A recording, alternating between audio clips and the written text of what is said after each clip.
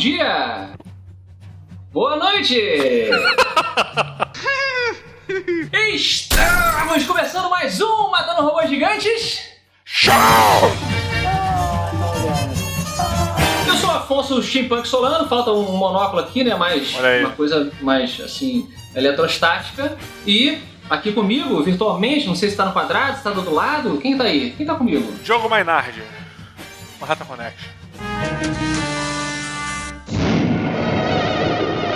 Hoje vamos falar sobre o quê? Hoje a gente veio aqui, mais uma vez, Bolota tá lá no spa, né? E vamos falar sobre o quê? Estávamos discutindo antes do programa começar sobre uma frase que eu falava quando eu era criança, que era medo de quê? Sempre que faz um barulho, quando eu tava lá pequenininho, na casa da minha avó, sei lá, eu ouvia um brum lá no canto, eu falava assim, medo de quê? Medo de quê? Acho que eu tinha um sotaque, inclusive, minha avó sempre falava, medo de quê? Medo de quê? Olha aí, cara. E aí o Diogo estava debatendo isso e o Diogo começou a citar coisas que ele tinha medo como criança e que talvez tenham afetado a personalidade dele hoje em dia, o comportamento social. Diogo, qual o primeiro que você lembra aí? Toda a minha personalidade é baseada em medo. Medo de religião na escola, né? Tivemos religião? também. Tivemos um trabalho Caraca. assim de apavoramento, né? Pelo nosso colégio. A gente teve um professor que ele tinha missão na vida, que era deixar os alunos com medo. Get on with your work.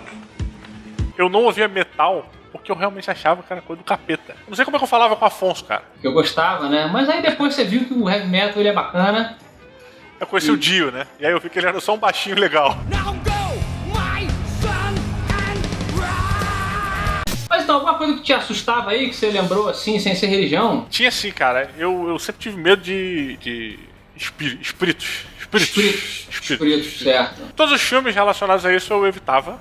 Ou se fosse forçado, tentava fechar os olhos. Alguém te forçava a ver filme? Que nem o Alex lá do... do lado eu tô de Alex hoje quase aqui, ó. Caraca, é verdade. Cara, olha só, não foi um filme na verdade, mas foi o seguinte, eu às vezes passava as férias na casa da minha avó, e era um condomínio grande, tinha uma criançada e tal, não sei o quê, e às vezes as crianças mais velhas tiravam as crianças menores pra Cristo, né? E uma dessas vezes eu tava lá no bonde das crianças pequenininhas e resolveram fazer uma excursão. A Casa Mal Assombrada. E aí eu lembro até hoje, cara, em cima do sofá tinha o formato de um corpo, de uma pessoa. Obviamente era um idiota, era um babaca, do maluco mais velho, tava lá, e tipo, a gente chegou perto, a parada mexeu. Puta, foi um inferno, cara. E aí, uma das meninas ficava por trás jogando gaivota, sabe, aviãozinho de papel, com mensagem de terror. Peraí, deixa eu entender.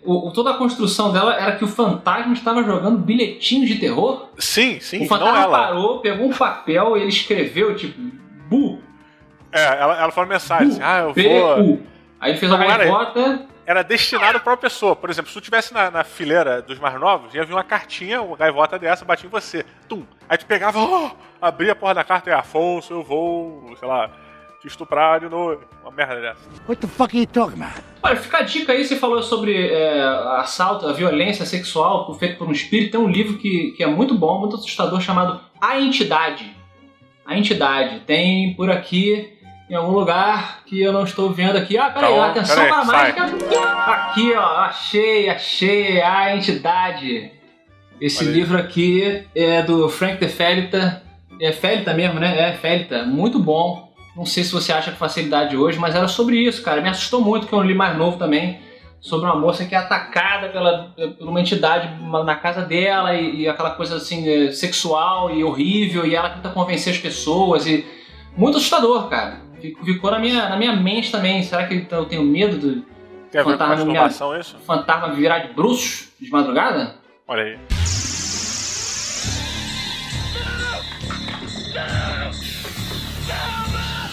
Sabe o que eu tenho medo? E com relação a isso também? Quando pessoas mais velhas do que eu contam histórias dessas como se fossem coisas de verdade. Sabe qual é? Se for? Pois Pode ser. Eu duvido, mas pois é, fica a dúvida.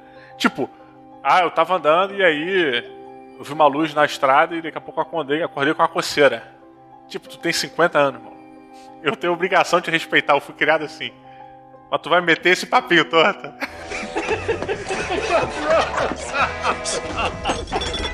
Acho que você contou como sua história de espírito, mas me pareceu história de abdução alienígena. O cara tá andando na estrada, viu uma luz estranha, pois é. time-lapse, não sabe o que aconteceu. Dia seguinte tá com uma dor estranha atrás da orelha. Aí vai no médico, o cara extrai um triângulo misterioso. Que é uma coisa que eu tinha medo quando eu era criança, Diogo. Abdução alienígena. Abdução. Tá. Eu gostava muito desse tema, todo mundo sabe, né? Gosto até hoje, mas eu li a revista UFO. Meus pais liam, né? Eu vou achar que meus pais eram malucos. Teus pais liam UFO? Minha mãe comprava a revista UFO. Pra ela ler? Pra todo mundo. Vambora. A gente gostava de conhecer coisas novas. Caraca, não. E, cara, tinha relatos, Diogo. Relatos de abduções alienígenas. E aí, enfim, se a pessoa acredita aí ou não, é assustador. Assim, caramba, será que isso... E aí eu via muito filme de ET. Tem um filme com Christopher Walken, cara, que eu comentei ele já no MRG Áudio. Não sei quem tá ouvindo aí, se já ouviu o áudio, mas era Estranhos Visitantes, que é baseado num livro... É baseado mesmo, porque é muito diferente do livro do cara. Mas o filme, cara, assusta muito. Tem uma cena que tem um ET que aparece atrás do armário, jogo assim, ó. O armário aqui assim, ó. O ET faz assim, ó. Nossa senhora. Fiquei marcado até hoje.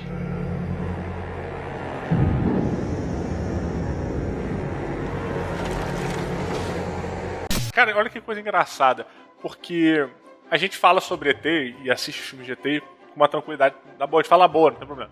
Mas o nosso queridíssimo Falcão, sim, ele tem um problema grave, cara. Grave. Ele simplesmente não consegue ver filmes de ET direito, cara. Ele não consegue comentar. É uma parada que é traumática pra ele.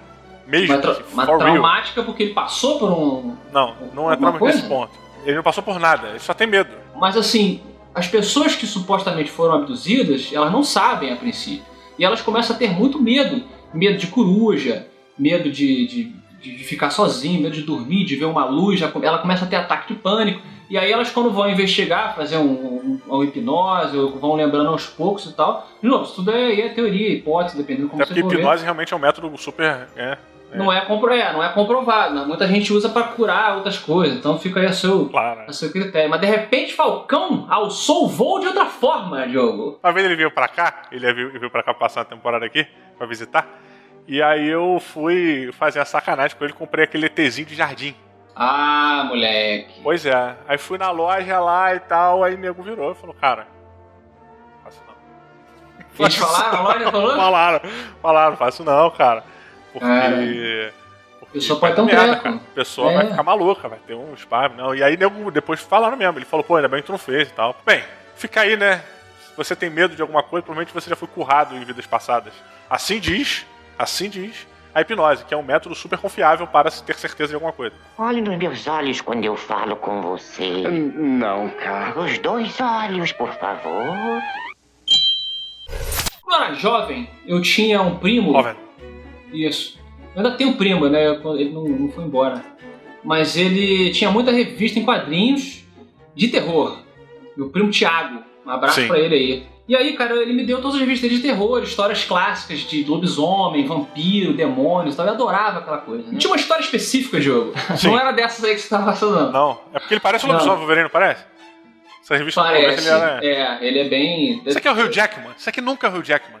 Tanto que você defende que aquele filme do lobisomem, do Del Toro, do Benício Del Toro, que tem o Anthony Hopkins, que o Anthony Hopkins ali é o melhor Wolverine que tem no cinema.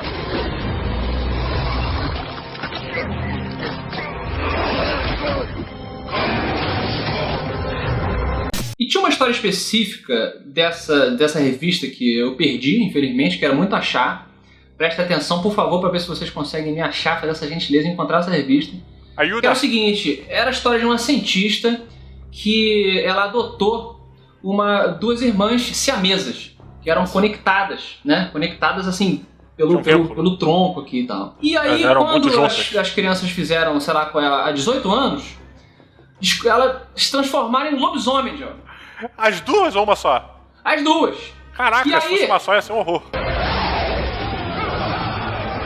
E aí a história acompanhava esse struggle, essa luta dramática da mãe adotiva dessas crianças lobisomens, que não sabiam que viravam lobisomem uma vez por mês, em busca da cura delas, porque ela era uma geneticista, sei lá, buscando um soro, um negócio desse assim. E cara, era muito assustador, porque no final da história, ela injetava a cura, Só que elas começaram a se transformar.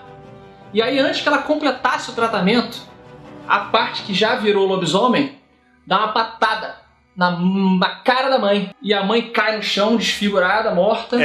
E o lobisomem foge, meu irmão.